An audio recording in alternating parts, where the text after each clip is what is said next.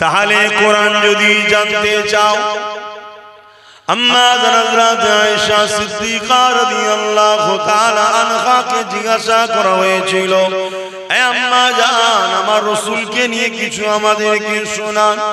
সংক্ষেপে বলি, আম্মা জান বলেছিলেন, তোমরা কি কোরআন দেখো না? আমার রাসূলুল্লাহ লাইফ স্টাইলটা হলো কোরআন। কানা খুলুকুল্লাহুল কোরআন।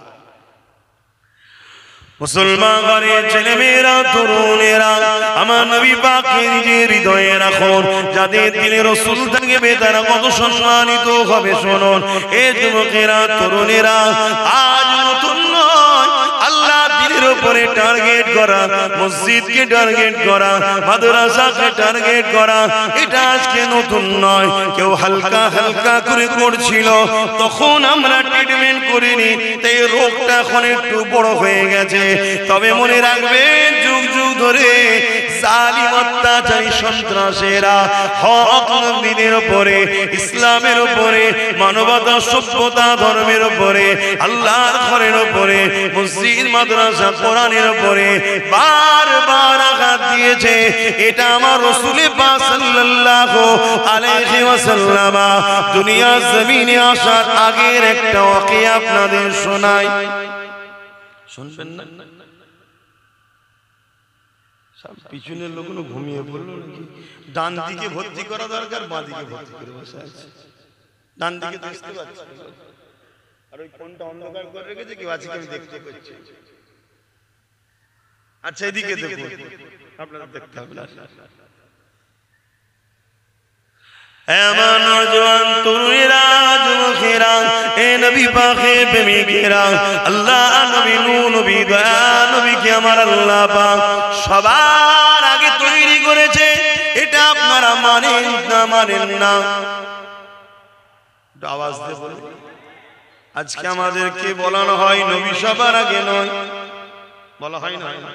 কেন বলানো হয়? যাতে আমাদের দিল থেকে নবীর ভক্তি প্রেমকে কমানো যায়। আর কমলে কি কমবে ভাই? ঈমান দুর্বল। আর ঈমান দুর্বল হলে কি হবে? যারা সোজা হয়ে দাঁড়াতেও জানে না, পানি খরচ করতেও জানে না, তারাও পিটিয়ে যাবে। পিটাচ্ছে না, পিটাই না?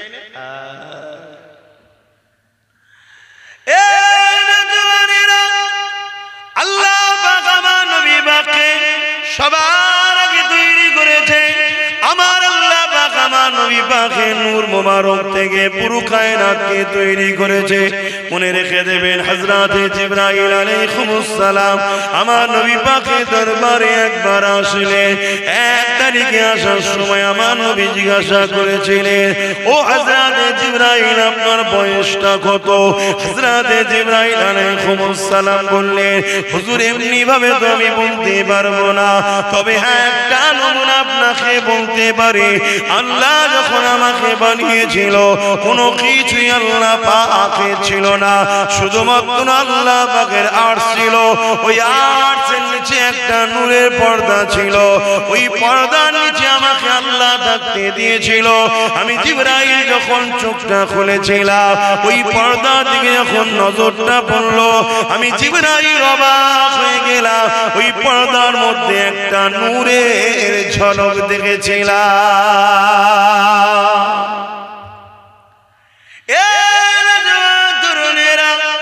হযরত জিবরাইল আলাইহিস সালাম আমার নবী পাককে বলতে লাগলেন, হে আমার রাসূলুল্লাহ, ওই তারাটাকে দেখার পরে আমি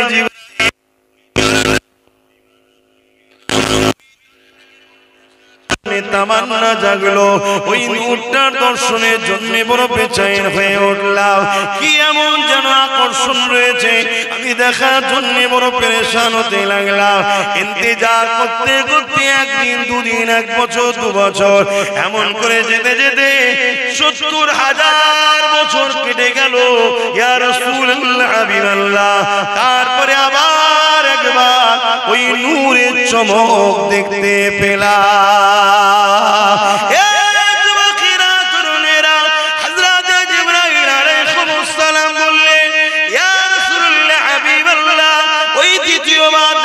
পরে ওই নূরের উপরে আমার টান আরো বেড়ে গেল। গেল, আমি দিবানা হয়ে দেখার জন্য মতোয়ারা হয়ে গেলাম।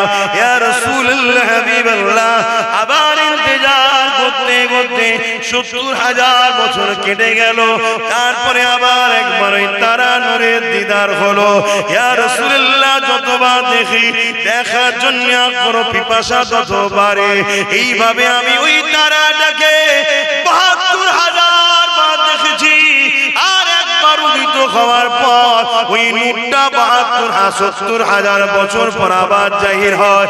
এইভাবে ওই নূরটাকে আমি জিবরাইল ৭২,০০০ বার দেখেছি। আরো জোরে বলুন সুবহান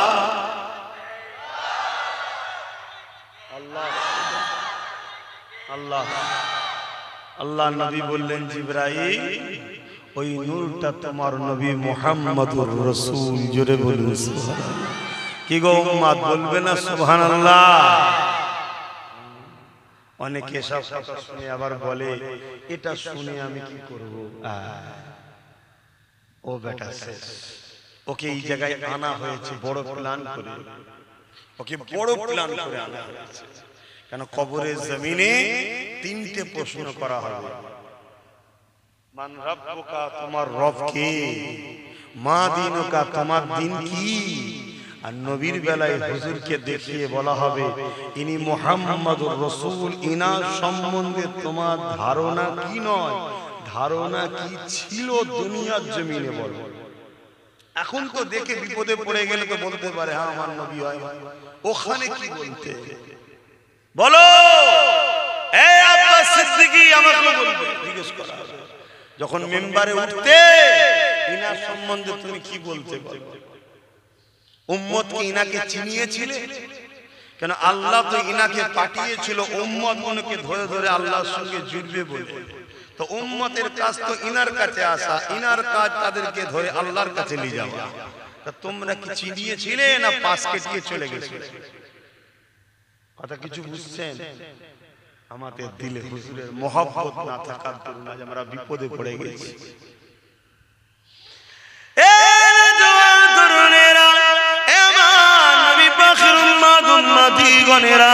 আল্লাহ নবীকে মুহাব্বত করে ভালোবাসে, পিয়ার করে। আমার রাসূলুল্লাহ শান মর্যাদা আল্লাহ কতটা দিয়েছেন শোনেন। আমার নবী পাক দুনিয়ার জমিনে কিভাবে এসেছিল সবই আপনারা জানেন। তবে এমন করে তবকার পর তবকা আস্তে আস্তে আস্তে আস্তে আমার নবী পাক দুনিয়ার জমিনে হযরত দাদা আব্দুল মুতালিবের পেশিনাতে আমার নবী নূর চলে আসলো।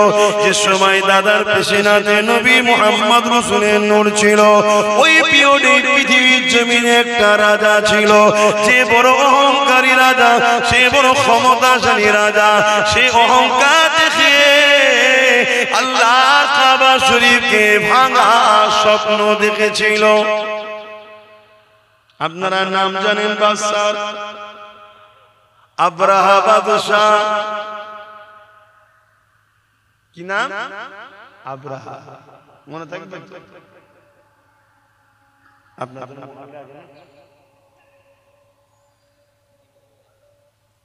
আব্রাহা বাদশাহ, কথা বুঝে আসছে? এই বাদশাহ সে বিশাল সৈন্য তৈরি করেছে। কি জন্যে? আল্লাহর ঘর কাবাকে ভেঙে ফেলবে। আজকে আমার জালিম বিশ্ব জুড়ে ঘুরছে না, ঘরে না আল্লাহর ঘরগুলোকে অপমান করার জন্য।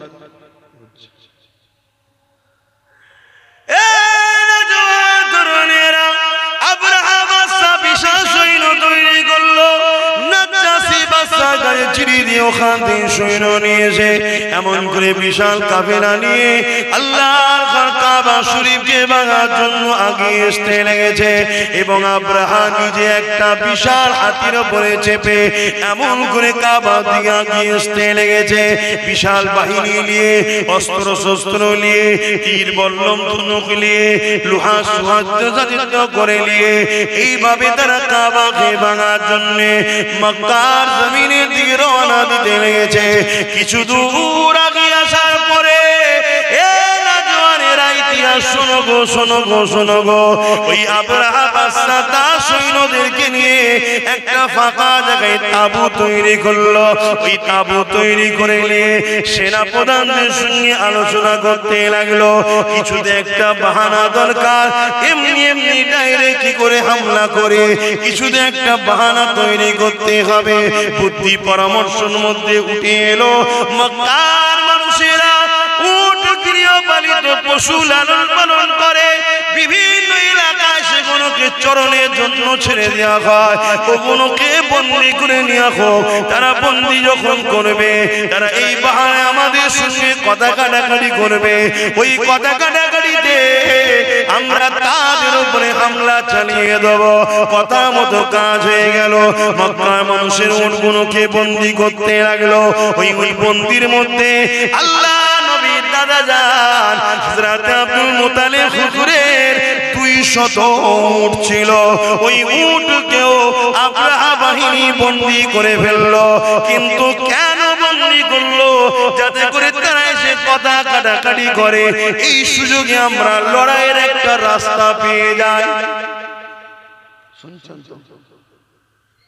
যেমন আজকের আবরাহা বড় চেষ্টা করছে, এটা বাহানা খুঁজছে, পায়ের উপরে পা দিয়ে ঝগড়া করছে না, করে না? কখনো টেনে মারছে, কখনো চাকরি করতে গেছে মারছে, কখনো মিডিয়ার মাধ্যমে গাল দিচ্ছে, কখনো আল্লাহর নামে লাইটিং এ উল্টো পাল্টা করছে, কখনো একটা ফটো টাঙিয়ে দিয়ে তাতে ইটা সিটা লিখে দিচ্ছে।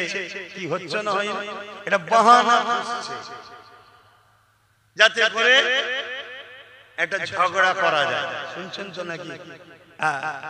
এই বাহানা খুঁজতে খুঁজতে খুঁজতে লাস্টে এমনও খুঁজছে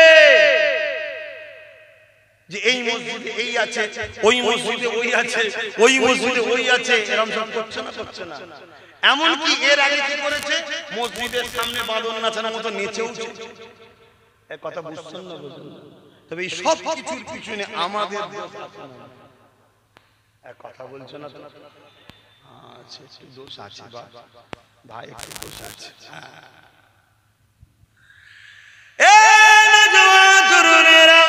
কিন্তু অবাক করা বিষয়, 200 উট বন্দী হয়ে গেল। মক্কার মানুষের অন্যদেরও উট বন্দী হয়ে গেল। কোনো ভুরুক্ষেপ নেই, কেউ লোক পাঠায়নি, কেউ খোঁজ নিতেও আসেনি, কেউ কথা বলতে আসেনি। ঠিক আজকে এরকমই হয়েছে, হাজার জায়গায় মারা হয়েছে, হাজার কিছু ঘটনা ঘটছে, আমরা কোনো গুরুত্বই দিইনি। তাই পেরেশান করে যেতে লেগেছে যে কি ব্যাপার, কিছু হচ্ছে না কেন? আবরাহা সেদিন পেরেশানে পড়ে গিয়ে লাস্টে নিজে থেকে একটা দুধ পাঠিয়ে দিল। আমার রাসূলুল্লাহর মক্কা জমিনে ওই দুধ যখন চলে আসলো, ওই দুধ এসে জিজ্ঞাসা করতে লাগলো, এই মক্কা চেয়ারপারসন কে আছে, এই মক্কার দায়িত্বে মেন কে রয়েছে? আরে আমার রাসূলুল্লাহর দাদা হযরত আব্দুল মুত্তালিব, তিনি মক্কা তখন গভর্নর ছিলেন, দায়িত্বে ছিলেন। আল্লাহর কাবার রক্ষণাবেক্ষণ তিনার হাতে ছিল। তাই এমন করে লোকেরা নিয়ে গিয়ে আব্দুল মুত্তালিব হুজুরের সামনে দাঁড় করিয়ে দিল। কিন্তু তার আগে একটা ছোট্ট বিষয়, আব্দুল মুত্তালিব হুজুরের ঘরে যখন ওই দুধটা, ওই পিয়নটা যখন ঢুকতে যাবে, যে আব্দুল মুত্তালিবের মুখের দিকে নজর পড়েছে, ওই আবরাহার পিয়নটা, আবরাহার লোকটা, আবরাহার বানানো দুধটা সঙ্গে সঙ্গে আব্দুল মুত্তালিব আমার রাসূলুল্লাহর দাদার কপালে পায়ের কাছে মাথা নত করে সিজদায় পড়ে যায়। আমার রাসূলুল্লাহ দাদা বলেছিলেন, বাবা তুমি মাথা তোলো, কেননা সিজদা একমাত্র আল্লাহর হবে, অন্য কারণ। রাসূলের দাদার মুখের দিকে যেই তাকিয়েছে, মাথা নত করে সিজদায় পড়ে গেছে। কারণ আগেকার সময়ে রাজাদের কাছে মানুষ মাথা নত করত। শুনছেন তো নাকি? আবার নতুন করে এই সিস্টেম চালু করতে চাইছে। এই সিস্টেমের সবচেয়ে বড় বাধা হয়ে দাঁড়াচ্ছে ইসলাম। ইসলাম এক আল্লাহ ছাড়া কারো সিজদা কি ইজাজত দেয় না। অসুবিধা হচ্ছে নাকি আপনাদের? তোমার রাসূলের দাদা কি বলেছিলেন? সিজদা একমাত্র কার? আল্লাহ। এ থেকে কি বুঝে যাচ্ছে? রাসূলের দাদা বলো ইসলামের উপরেই ছিল, জোরে বলুন সুবহানাল্লাহ। দ্বীনে ইব্রাহিমে ছিলেন, জোরে বলুন সুবহানাল্লাহ। তখন ইব্রাহিম নবী দ্বীনের উপরে কায়েম ছিলেন। কথা বুঝা যাচ্ছে? কিন্তু আজ আমাদের কাছে সমাজে কিছু কথা শেখানো হয়, সে কথা হলো কি, যে রাসূল পাক সাল্লাল্লাহু আলাইহি সাল্লামের আব্বা আম্মা জান্নাতি না জাহান্নামী। প্রশ্ন করা হয় না, হয় না?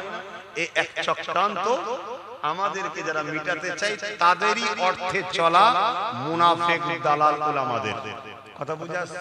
আরে আমার নবীর দাদা যদি এক আল্লাহ মাননেওয়ালা হয়, তিনার নবীর দাদার ছেলে হযরত আব্দুল্লাহ মান নবীর আব্বাজান, তিনিও ইসলাম ও আম্মা আমিনা ইসলামের উপরে ছিলেন, জোরে বলুন সুবহানাল্লাহ। আমি বুঝাতে পারছি তো? আমরা অনেকে মনে করি ইসলাম আমার নবী থেকে শুরু হয়েছে, না, ইসলাম বাপ আদম থেকে শুরু, আমার নবী কমপ্লিট করে সিল মোহর করে দিয়ে গেছে, জোরে বলুন সুবহানাল্লাহ। বাবেরা নওজওয়ানেরা ওই জায়গাতে আসি, আমার নবী পাকের দাদার কপালে তখন আমার নবী পাকের নূর মুবারক রক্ষিত ছিল। আমার নবী পাকের নূরের চমকেতে এমন করে আব্রাহা বাদশা সেনাপ্রধান এবং তিনার উজি সিজদাতে পড়ে যেতে লাগলো। অনেক বড় কথা এমন করে বলতে লাগলো, এ আব্রাহা বাদশা বলতে লেগেছে, এ মক্কার গভর্নর, এ মক্কা দায়িত্বে যিনি রয়েছেন আব্দুল মুতালিব, আমাকে আব্রাহা বাদশা পাঠিয়েছে এমন করে মক্কার উপরে হামলা করবে। আমাদের লক্ষ্য কাবা ঘরকে ভেঙে দিয়া তোমাদের সঙ্গে কোনো লড়াই করা নাই, তোমরা সাইড হয়ে যাও, সাইড হয়ে যাও, আমরা আসবো কাবাকে ভাঙবো আর চলে যাব, এটাই হলো আমাদের লক্ষ্য। আমার রাসূলুল্লাহ দাদা কি উত্তর দিয়েছিলেন শোনো, তোমার বাদশা আব্রাহাকে যে বলকে যাও আমার 200 উটকে বন্দী করেছে, ওই 200 উটের মালিক আমি, আমার 200 ইট আমাকে ফিরিয়ে দিতে বলো। কাবার মালিক যিনি, তিনি তিনার ঘর দেখে নেবে। আরো জোরে বলুন সুবহান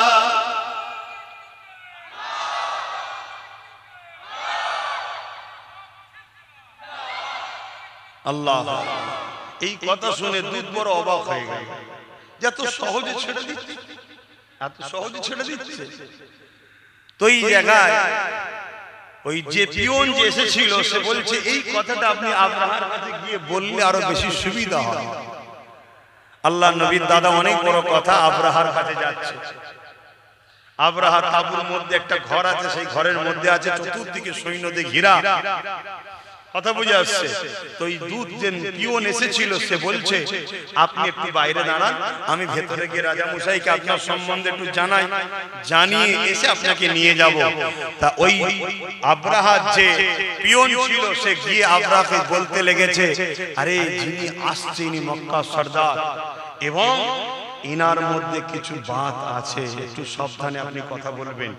এই রাসূলের দাদার তারিফ শুনে না আব্রাহা বড় অহংকারী ছিল, সে রেগে গেছে। আরে তুমি আমার খাও, ওর প্রশংসা করো, ওর গুণ গাও, ডাকো ডাকো, আমি পৃথিবীর সবথেকে শক্তিশালী রাজা, আমি যে কোনো দেশ, যে কোনো মুলক, যে কোনো জায়গাকে আমি যে কোনো সময় কব্জা করে নিতে পারি, আর তুমি আমাকে একটা সামান্য ব্যক্তির সম্বন্ধে তুমি কি শোনাচ্ছ? হায় রে বোকা, সে তো জানে না যে কাকে ডেকেছে। যখন আমার নবীর দাদা ঘরে ঢুকছে আর ওই জালিম অত্যাচারী আব্রাহা যেই নবীর দাদার দিকে তাকিয়েছে, নূরে মুহাম্মদ রাসূলের এতে নজর পড়েছে, উঠে দাঁড়াতে লেগেছে। জোরে বলুন সুবহানাল্লাহ। আরো জোরে বলবেন না সুবহানাল্লাহ। আমি আগে বললাম না, দিলে হুজুর রাখেন, জালিম যত বড়ই হোক সে আপনাকে দেখে সম্মান করবে, ঘাবড়ে যাবে। কথা কিছু মাথায় ঢুকছে?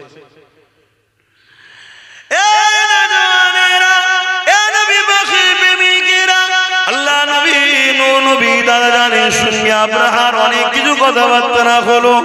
কথাবার্তা হওয়ার পরে একটাই জায়গায় দাঁড়ালো। আল্লাহ নবী দাদা বলতে লাগলো, আমি উটের মালিক, আমাকে উট দিন, আমি চলে যাব। কাবার মালিক যিনি, তিনি কাবা দেখে নেবে। এই সময় আব্রাহা চিন্তা করতে লাগলো, হয়তের মধ্যে কোনো ফন্দি থাকতে পারে। তাই সেনা প্রধানকে ডেকে বললো, যাও এই আব্দুল মুতালিব সাহেবকে নিয়ে গিয়ে আমার বিশাল সৈন্য বাহিনীটাকে একটু দেখিয়ে দাও। যদিও গোপনে গোপনে প্ল্যান রাখে, আমার বাহিনী দেখো যেন ঘাবড়ে যায়। এ যুবকেরা, তরুণেরা, ওই সময় যে সৈন্যদের মধ্যে দেখে ওই বাহিনীর মধ্যে একটা বড় হাতি ছিল, যে হাতির উপরে আবরাহা বাদশা বসে এসেছে। বিশাল বড় জঙ্গলি হাতি, যার গর্জনে মানুষ অজ্ঞান হয়ে মারা যায়। স্পেশাল করে আবরাহা বলল, আমার সওয়ারি হাতিটাকে দেখাবে।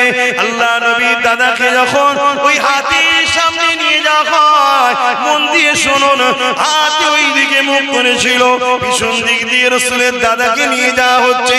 এমন করে কোন এক সময় যখন হাতি এই দিকে ঘুরেছে, যখনই ঘুরেছে, আমার নবীর দাদার দিকে যে নজর পড়েছে, হাতি তার ক্ষমতা অনুযায়ী তার ছুটের মতো জোরে জোরে হেঁটে এসে নিজের সোর আর মাথা দিয়ে আমার নবীর দাদাকে সিজদায় পড়ে যায়। আরো জোরে বলুন সুবহান। সেনাপ্রধান তো দেখে অবাক, ই কি হলো? আমি কি দেখাতে নিয়ে এসেছি, কি দেখছি? আরে তোদের কপালে তো নাই যা দেখার, হাতি দেখে নিয়েছে।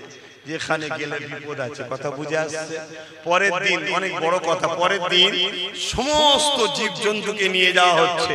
ওই হাতিকে কোনোভাবে কিন্তু আর রাজি করতে পারে না, কেন ও দেখেছে রাসূলের দাদার কপালে নূরে মুহাম্মদ রাসূল রয়েছে। কথা বুঝে আসছে? লাস্টকে বাদ দিয়ে লড়াই গেল, অনেক বড় কথা। আল্লাহ আবাবিল পাখি পাঠালো, আপনারা সবাই জানেন। সেই পাখি মুখে করে ডানা করে একটা করে পাথর ছেড়ে ছেড়ে ছেড়ে ছেড়ে এমন করে পুরো আবরাহা ও তার সৈন্য সামন্তরকে আল্লাহ ধ্বংস করে দিয়েছিলেন। বলুন সুবহানাল্লাহ। আসুন আমরা ঈমানের দিকে মজবুত হই, আল্লাহ সাহায্য আসবে। আজকে যত আবরাহা চালা আছে, এদের উপর আল্লাহর লানত আসবে, আযাব আসবে, এরাও ধ্বংস হয়ে যাবে।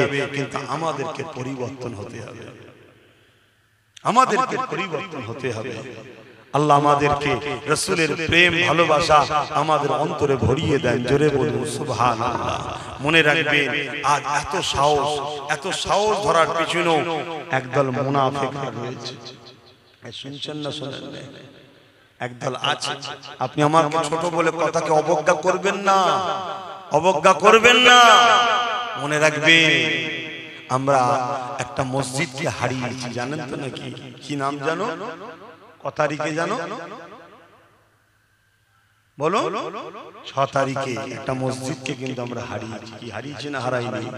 পৃথিবীতে যুগে যুগে যতদিন বাঁচবেন, নিজের ছেলেকে বলবেন, বাবারা শোনো, আমার আল্লাহ ঘরকে মিথ্যা ইলজাম দিয়ে জালিমরা চক্রান্ত করে মসজিদকে শহীদ করে দিয়ে তাকে খনন করে হাজারো চেষ্টা করেছে, অন্য কিচ্ছু প্রমাণ পাওয়া যায় না। প্রমাণ পাওয়া গেছে ওখানে 500 বছরেরই মসজিদ ছিল, তার আগে কিছু ছিল না। জোরে বলুন সুবহানাল্লাহ। তারপরেও জোর করে নিয়েছে, জোর করে নিয়েছে। আর আমাদের সমাজের একদল গাদ্দার ছিল, তারা ভেতরে ভেতরে সেটিং করে কেসকে উইথড্র করে নিয়েছে। কথা মাথায় ঢুকছে?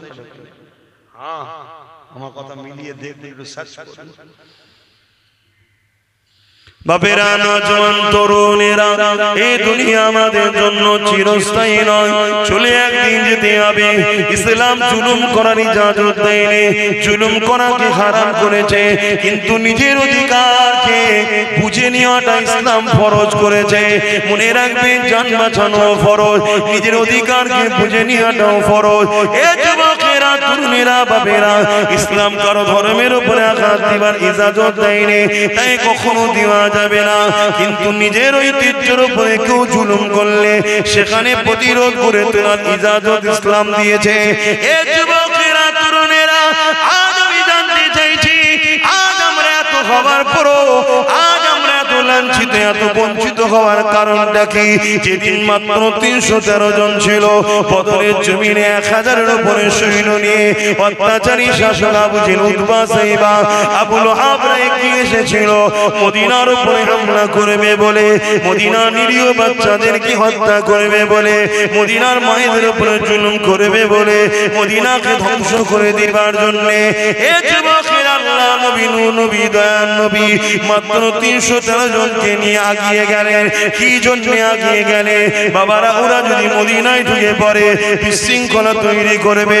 মদিনার বাচ্চারা রয়েছে, মদিনার বুড়োরা রয়েছে, মদিনায় নারীরা রয়েছে, ওদেরকে মদিনায় ঢুকার আগে ওদেরকে ওখানে রুকে বুঝাবো, কথা বলবো, আলোচনা ওখানে হবে। চলো বাবা, এই যুবকেরা তরুণেরা যেতে যেতে যেতে বদর নামক স্থান একটা দেখা গেল। সেই জায়গাতে অলরেডি ওরা পৌঁছে গেছে। আল্লাহ নবী দিক থেকে রওনা দিলেন। আবু জেহেলের দিকে রয়েছে 1000-এর উপরে, তাদের হাতে অস্ত্র রয়েছে, তরোয়াল রয়েছে, তীর রয়েছে, বল্লম রয়েছে। এই অস্ত্র বন্ধ হয়ে গেছে, এই আমার কথা এই ওয়াজ বন্ধ হয়ে গেছে জানেন? এই কথা আমার বুঝছেন না? এই ওয়াজ কেন হয় না? এই ওয়াজ করলে আজকে জালিমরা ভাড়া দেবে না, বেশিরভাগ সব ভাড়াটিয়া বক্তা। বোঝেন না কি বোঝেন না? এই ওয়াজ মাদ্রাসায় পড়ানো বন্ধ হয়ে গেছে। এই শুনছেন না আপনারা? এবার বলেন তো আপনি করছেন কেন? আমি আমার ঈমানি দায়িত্ব পালন করছি না, কিয়ামতের দিন আল্লাহর জবাব দিতে হবে আল্লাহর কাছে। আমি এই ওয়াজ করার জন্য ডায়ে বায়ে সামনে পিছনে সব আমার দুশমন হচ্ছে, আমি বুঝতে পারছি, কিন্তু পুরো পৃথিবীও দুশমন হয়ে গেলে আমি কিচ্ছু দাম দিই না। কেন? কি করতে পারবি তোরা বল? কি করতে পারবি? খুব জোর জোর মেরে ফেলবি তো? এর চেয়ে বেশি বেশি করতে পারবে? মরবো তো একদিন বটেই। মরবো না? মরবো না। কবে মরবো? যেদিন আছে, যেদিন লিখা আছে। আছে না? না, লিখবে পরে। লিখা হয়ে গেছে না, পরে লিখা হবে? কথা বলছে না তো? লিখা আছে না, লিখবে। এই লিখা চেঞ্জ হবে। ঈমান আর গাদ্দার চেঞ্জ।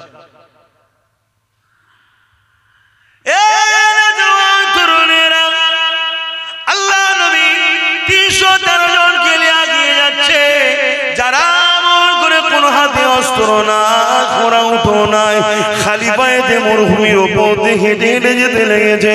এমন করে হাতে খাজুরের ডাল রয়েছে, আর সামনে দিকে যে কাফেলা রয়েছে, যারা কিনা মক্কা থেকে 430 কিলোমিটার দূরে এসে এমন করে আগে এসে তারা দেখা যায় এমন করে হাতে অস্ত্র রয়েছে, তীর রয়েছে, বল্লম রয়েছে, সব কিছু নিয়ে তারা এমন করে বদর নামক স্থানে হাজির হয়ে গেছে।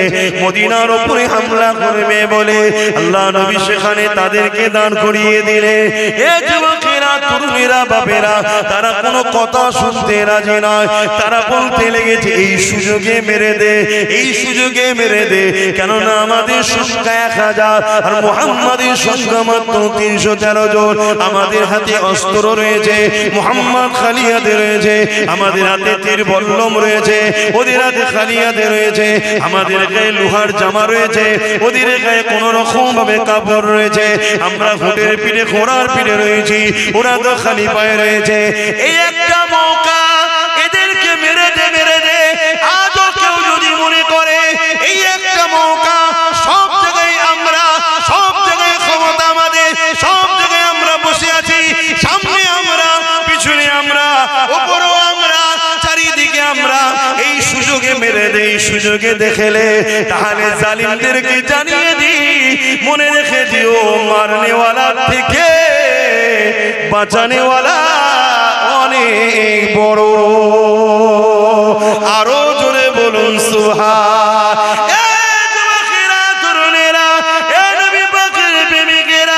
আমাদের অন্যায়টা কোথায় হয়েছে? আমরা সব হাত খালি করে দিয়েছি, যা ছিল একে ওকে তাকে দিয়ে দিয়ে শেষ করে দিয়েছি। কখনো একবারও ভাবলাম না নিজের বাচ্চার ভবিষ্যতের কথা, কখনো একবার ভাবলাম না নিজের মসজিদ মাদ্রাসার কথা, কখনো একবার ভাবলাম না নিজের ঐতিহ্যের কথা, কখনো একবার ভাবলাম না নিজের ভবিষ্যৎ বাচ্চাগুলোর কি হবে। আর সামান্য ভিক্ষাতে আমরা বিক্রি হতে হতে হতে আজ এমন একটা জায়গায় পৌঁছে গেছি। এ যুবকেরা, তরুণীরা, বাপেরা, চতুর্দিক থেকে আমাদেরকে মিটাবার জন্য চেষ্টা শুরু হয়েছে। তারপরও কিন্তু বলে যায় চিন্তার কোনো কারণ নেই। শুধু রোডটা চেঞ্জ করে আমার রাসূলুল্লাহর কদমে নিজেকে জুড়ে দাও। মুস্তাফার গোলামের জন্য হাসবুনাল্লাহ ওয়া নি'মাল ওয়াকিল, আমার আল্লাহ যথেষ্ট। আরো জোরে বলুন সুবহান। নিবার হয় না, না নিবার হয় না, আমি তো ডিউটি পালন করছি বাপ, আল্লাহর কাছে ধরা না পড়ে যায়, ডিউটি পালন করছি, আগেও করেছি আজও করছি, নিবার হয় না, না নিবার হয় না।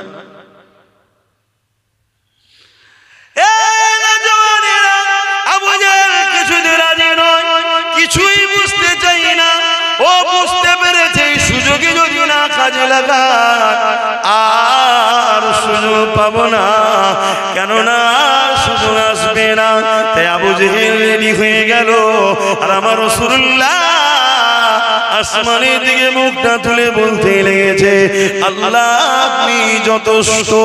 এই বলে নবী আমার কাতার সিধে করতে লেগেছে, কাতার সিধে করতে লেগেছে।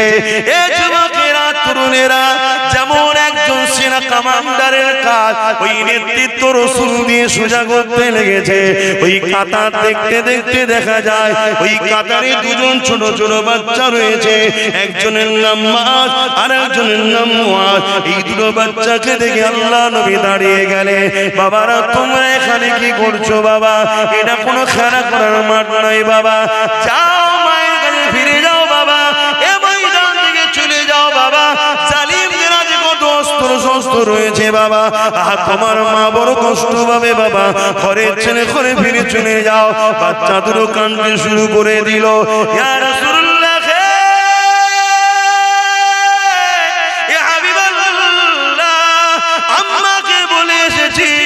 আমি আমার রাসূলুল্লাহর পাশে দাঁড়াবো। মা ইজাজত দিয়ে দিয়েছে, বাবাজি কোনো হাল হোক না কেন নবী ছেড়ে চলে আসবি না বাবা।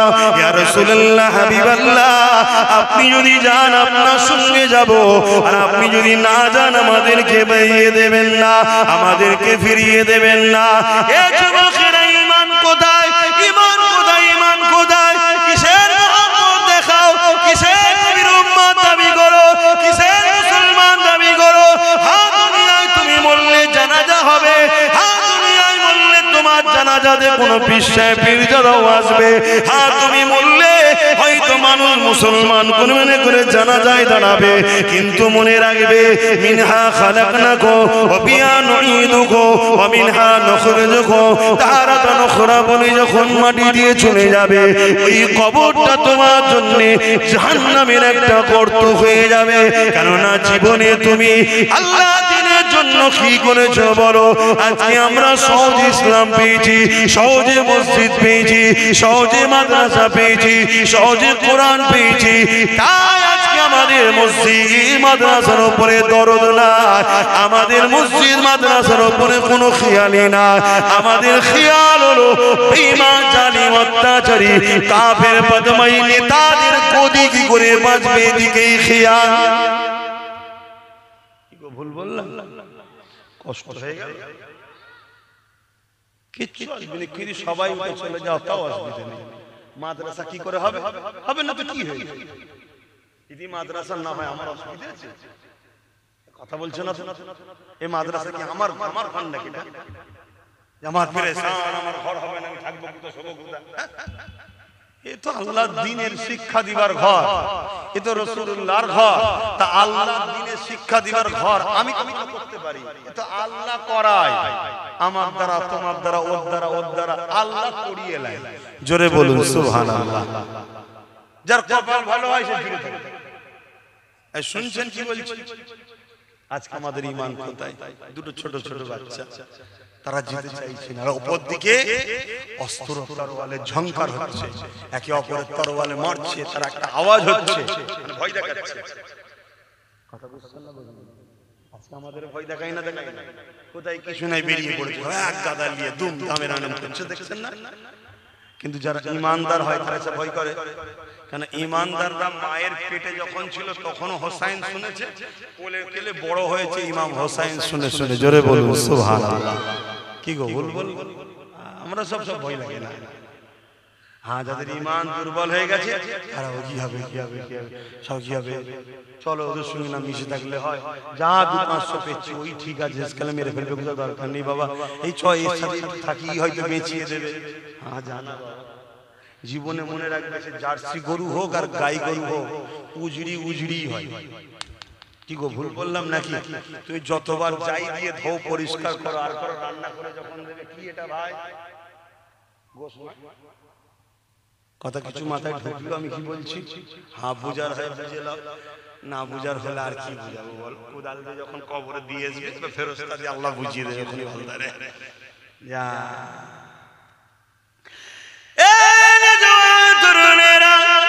আল্লাহ নবী বাচ্চা দুটোকে বুঝাতে লেগেছে, তাদের চোখে পানি বেরোতে লেগেছে, বাচ্চা দুটো বলতে লেগেছে, ইয়া রাসূলুল্লাহ, ইয়া হাবিবাল্লাহ, হুজুর আপনি আমাদেরকে এখান থেকে সরিয়ে দেবেন না, হুজুর আপনার সঙ্গে থাকার ইজাজত দেন।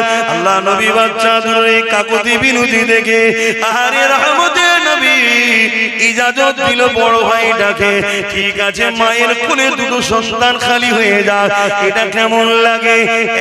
একটা ভাই বড়কে ইজাজত দিলাম, তুমি ঘরে ফিরে চলে যাও। ছোট ভাই হাউমাউ করে কাঁদতে শুরু করে দিয়েছে, ইয়া রাসূলুল্লাহ, হাবিবাল্লাহ, আমি কেন বড় হয়ে এলাম না? আমার নসিব কেন বড় হলো না? আমি যদি বড় হতাম বদরের জমিনে আল্লাহ নবীর সঙ্গে দিনের জন্য, আল্লাহর জন্য, হকের জন্য, রাসূলুল্লাহর জন্য দাঁড়িয়েছিলাম, কিয়ামতের দিনে এটা আল্লাহকে বলতে পারতাম। এইভাবে বাচ্চাটা কাঁদতে লেগেছে। হঠাৎ করে আল্লাহ বাচ্চার মাথায় বুদ্ধি দিয়েছে, বাচ্চা বলে উঠল, ইয়া রাসূলুল্লাহ, হাবিবাল্লাহ, লড়াইয়ের ময়দানে বড় ছোট তো ব্যাপার নয়, যার ক্ষমতা বেশি তাকেই কাজে লাগানো যায়। ইয়া রাসূলুল্লাহ, হাবিবাল্লাহ, ও আমার থেকে বড় হতে পারে, কিন্তু ওর থেকে আমার ক্ষমতা বেশি, আপনি কুস্তি লাগিয়ে দেখো, আমি ওকে পরাজিত করে দেবো। যুবকেরা, তরুণেরা, এই যে নেশা, এই যে কান্না, এই যে রাসূলুল্লাহর সঙ্গে থাকার ইচ্ছা একটা, যদি আমি নবীর কাতারে দাঁড়িয়ে তরোয়ালে আমার দর থেকে কল্লাটা আলাদা হয়ে যায়, কত সুন্দর না হবে? কিয়ামতের দিনে আমি আল্লাহর কাছে পেয়ারা হয়ে বেহিসাব জান্নাতি হয়ে যাব। আরো জোরে বলুন সুবহান। এটাই নেশা তো নাকি? আরে কথা বলুন, এটাই নেশা। আর আমাদের নেশা, আমাদের এই নেশা আছে? আমাদের জান লাগলে, মাল লাগলে আমরা অন্য জায়গায় খরচ করি, অন্য জায়গায় দিচ্ছি, দিনই কি দিচ্ছি, কিন্তু আমরা হকের পক্ষে থাকতে পারছি না। কেন? এর কারণ ওই বললাম, আমরা গুস্তাখে রাসূল হয়ে গেছি, বিয়াদবে রাসূল হয়ে গেছি, তাই আল্লাহ আমাদেরকে নিচ্ছে না, আল্লাহ নিচ্ছেন না। মনে রাখবেন, যদি কেউ মনে করে আমরা না হলে ইসলাম চলবে না, আমি ওই মুসলমানকে জানাই তোমার ইসলাম সম্বন্ধে ধারণাই নাই, ধারণাই নাই। আল্লাহ তোমাকে নিয়ামত দিয়েছে, নিয়ামতের কদর যদি করতে না পারো, আল্লাহ কেড়ে নিয়ে অন্যজনের হাতে তুলে দেবে, অন্যজনের হাতে দিয়ে দেবে। দেখো না, যে বাবরি মসজিদে প্রথম আঘাত করেছিল তাকেই আল্লাহ কলেমা পড়ালো, তার হাতে 100-এর উপরে মসজিদ আল্লাহ বানিয়ে দিল। জোরে বলুন সুবহানাল্লাহ। আরো জোরে বলবেন না সুবহানাল্লাহ? নারে দিবে। তাহলে ইসলামের জন্য আমাদেরকে এগিয়ে আসা দরকার আছে না? কিন্তু আমরা কোথায়? আমরা কোথায় আমার জানা নাই। আল্লাহ খানে মাহফিলে তো অনেক মানুষ এসেছে, আমার মনে হয় এর পরও প্রচুর মানুষ এখনো মানে ইদি আড্ডা দিচ্ছে, না না আমার মনে হচ্ছে ধারণা। তাহলে বলুন আমরা কোথায়? হযরত মাদার মুআদ দুই ভাই আজ থেকে 14.5 1400 বছর আগে আল্লাহর জন্য, রাসূলের জন্য, দ্বীনের জন্য যে সংগ্রাম, যে কুরবান দেখিয়েছিল, আজ আমাকে সেই আলোচনা করতে হচ্ছে। কেননা তিনি আল্লাহর পেয়ারা হয়েছে, তিনারা নবীর পেয়ারা হয়েছে। এ যুবকেরা, তরুণেরা, বাপেরা, দুই ভাইতে কুস্তি লড়াই শুরু হয়ে গেল। ছোট ভাই বড় ভাইকে বলতে লেগেছে, ভাই আপনি তো বড়, আপনার সঙ্গে আমি কি করে পারি, কিন্তু আমার মাথায় এসেছে আপনি যদি ইচ্ছা করে একটু পরাজিত হয়ে যান, আপনি বড় হিসাবে চান্স পেয়েছেন, আর আমি ক্ষমতা আছে বলে চান্স পেয়ে যাব, আপনিও জান্নাতি হয়ে যাবেন, আমিও জান্নাতি হয়ে যাব। ভাই আপনি কি রাজি? এতে নয়। এ যুবকেরা, তরুণেরা, বাপেরা, কথা মতো কাজ হয়ে গেল। ছোট ভাই যখন বড় ভাইকে আঘাত করলো, হালকা করে টাচ দিল, বড় ভাই জমিনে পড়ে গেল, আর ছোট ভাই বুকের উপরে বসে পড়ল, পরে বলতে লেগেছে, আর রাসূলুল্লাহ, হাবিবাল্লাহ, দেখেন দেখেন আমার ক্ষমতা বেশি, আমি আমার ভাইকে পরাজিত করে দিয়েছি। আল্লাহ নবী মুচকি হাসলেন, নবী আমার সবই তো বুঝতে পারলেন। আল্লাহ নবী এদের ভালোবাসা দেখে আসমানের দিকে দুহাত তুলে বলতে লেগেছে, আল্লাহ এদের উপরে আমি রাসূলুল্লাহ রাজি হয়ে গেছি, আপনি রাজি হয়ে যান। আমার আল্লাহ আওয়াজ দিয়ে দিলে, হে আমার হাবিব রে, আজ বদরের ময়দানে আপনার পাশে যারা দাঁড়িয়েছে, আমি আল্লাহ তাদের আগে পিছু সমস্ত গুনাহ মাফ করে দিয়ে জান্নাতি ঘোষণা দিলাম। এ যুবকেরা, তরুণেরা, এ নবী পাকের প্রেমিকেরা, অত সহজ নয় গো জান্নাত যাওয়া, অত সহজ নয় গো ঈমান, অত সহজ নয় গো মুহাব্বত বলা। হ্যাঁ, সহজে মুখ দিয়ে বলা যায়, ইয়া রাসূলুল্লাহ আপনাকে ভালোবাসি, ইয়া হাবিবাল্লাহ আপনাকে ভালোবাসি, ইয়া রাসূলুল্লাহ আপনাকে মুহাব্বত করি, এটা বলা অনেক সহজ ব্যাপার, কিন্তু হাকিকাতে মুহাব্বত দেখানো অতটা সহজ নয়। আজ আল্লাহ আমাদেরকে পরীক্ষা নিতে শুরু করেছে। হে যুবকেরা, তরুণেরা, সেদিন সাহাবাদের পরীক্ষা ছিল, ওই পরীক্ষাতে সাহাবারা কেমন ভাবে কামিয়াবি হয়েছে। হে যুবকেরা, তরুণেরা, এই বিশাল লড়াই শুরু হয়ে গেল। 313 জন, তিনাদের হাতে কিছুই ছিল না, তথাপি আল্লাহ নবী নূর নবীর সাথে সাথ দিল। আল্লাহ পাক ফেরেশতা পাঠিয়ে এই 313 জন অল্প সংখ্যক হাত খালিওয়ালা লোকগুলোকে অস্ত্রধারী জালিমদের কাছে আমার আল্লাহ পাক কামিয়াবি দিয়ে দিয়েছিলেন। আরো জোরে বলুন সুবহান। সেই আল্লাহ আজও আছে না নাই? ক্ষমতা কমে গেছে নাকি? আমি সবাইকে জিজ্ঞেস করছি, পিছনের ভাইয়ের আমার উপরে কিছু বেজার নাকি? একটু সরাসরি দেন, ক্ষমতা আছে না? তাহলে সেই আল্লাহর ভরসায় হকের পক্ষে দাঁড়াতে আমাদের আপত্তি আছে কি গো? আমার দিলে, তোমার দিলে নবীর প্রেম ভালোবাসা ভরাতে হবে, জান মাল নবীর রাস্তায়, আল্লাহর রাস্তায় কুরবানি করতে হবে, তবেই তো আমরা কামিয়াবি হব, আল্লাহ সাহায্য পাবো। কখনো যদি প্রয়োজন হয় এই কামিয়াবিতে নিজেদের জান মাল কুরবান করতে, আমরা কি পিছপা হয়ে যাব? একটু আল্লাহকে সাক্ষী রেখে বলেন, পারবো তো নাকি? মারহাবা, নারে তাকবীর, নারে দিবে, নারে দিবে। বেরা নওজোয়ান তরুণেরা, এ নবী পাকের প্রেমিকেরা, দুনিয়াটা হলো পরীক্ষা জায়গা। আল্লাহ কাউকে ধনী করে পরীক্ষা নেবে, আল্লাহ কাউকে গরিব করে পরীক্ষা নেবে। তবে আমার নবী সাহাবা হুজুরদের উপরে যে পরীক্ষা হয়েছে, ওই পরীক্ষা বড় কঠিন পরীক্ষা হয়েছে।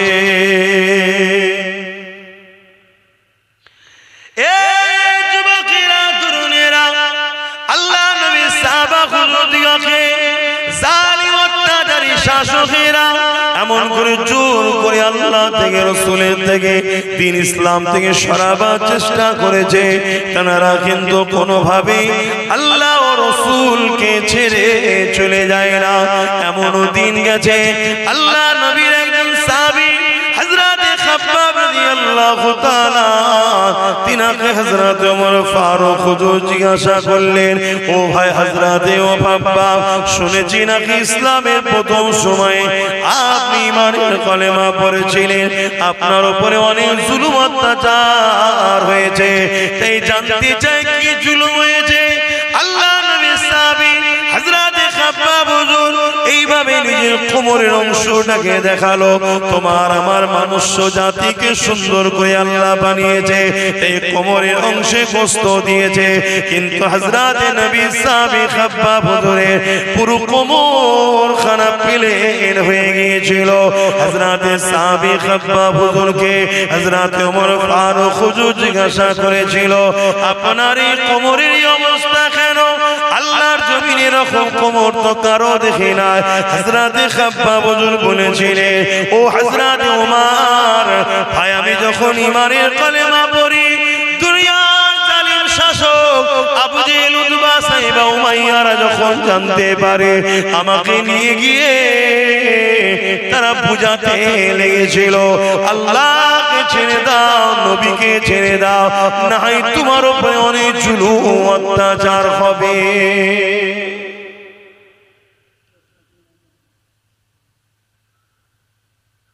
জুলুম হবে অনেক, ছেড়ে দাও।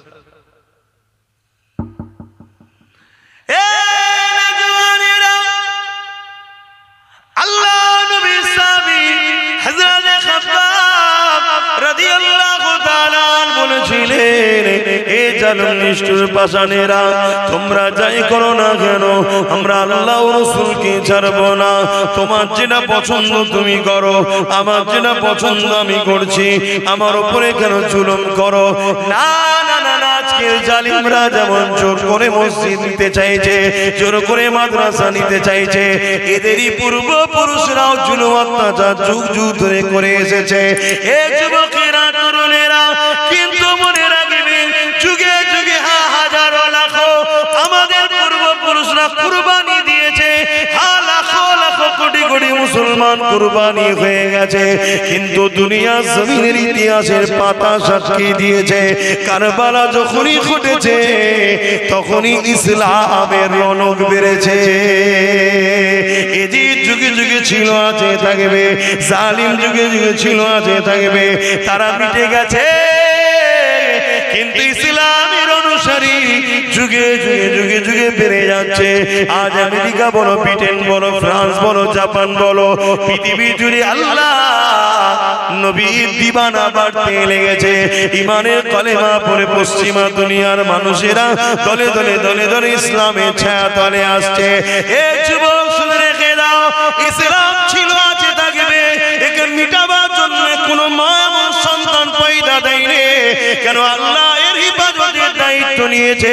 কিন্তু দুঃখ টেনশনের বিষয় হলো, তোমার আমার কর্মের ফলের জন্য তোমার আমার বাচ্চা কোনো দিন পাবে কিনা সন্দেহ। তোমার আমার কর্মের জন্য তোমার আমার বাচ্চাগুলোকে ছোটবেলায় কাফন পরে নিতে হবে নাকি, এটাই সন্দেহ, এছাড়া অন্য কিছু নয়। কেন? তুমি আমি ভুল অনেক করেছি, তুমি আমি সারা জীবন বেঈমান মুনাফিকদের পিছনে ঘুরে বেরিয়েছি, কখনো নিজেদের পায়ে দাঁড়াবার স্বপ্ন দেখলাম না। নিজেদেরকে বিক্রি করতে করতে করতে আজ নিজের বাচ্চার ভবিষ্যৎটাও বিক্রি করে দিলা। এ যুবকের আল্লাহ নবী সাহাবী হযরত খাব্বাব হুজুর বলতে লাগলো, ও হযরত ভাই ওমর রে, তারা যখন এই কথা শুনলো আমি আল্লাহ নবী ছাড়বো না, তারা তখন আগুন তৈরি করে ওই আগুনের উপরে আমাকে বসিয়ে দিয়ে তারা তখন বলতে লাগলো, খাব্বাব রে, এখনো সময় আছে, আল্লাহ রাসূলকে ছেড়ে দাও। এ যুবক, শুনে রেখে দাও, তোমার যদি একটা আগুনকে সামান্য একটু আগুনের মধ্যে দেওয়া হয়, এটা দিয়ে যা বলাবে তুমি বলে দেবে। কেন? তোমার অন্তরের নবীর প্রেম আদব বড় দুর্বল, বড় কমজোর। কিন্তু সাহাবা হুজুরদের উপরে কি জুলুম হয়েছে দেখো, তাদেরকে আগুনে বসিয়ে দিয়ে জিজ্ঞাসা করা, হে তুমি আল্লাহ রাসূলকে ছেড়ে দাও।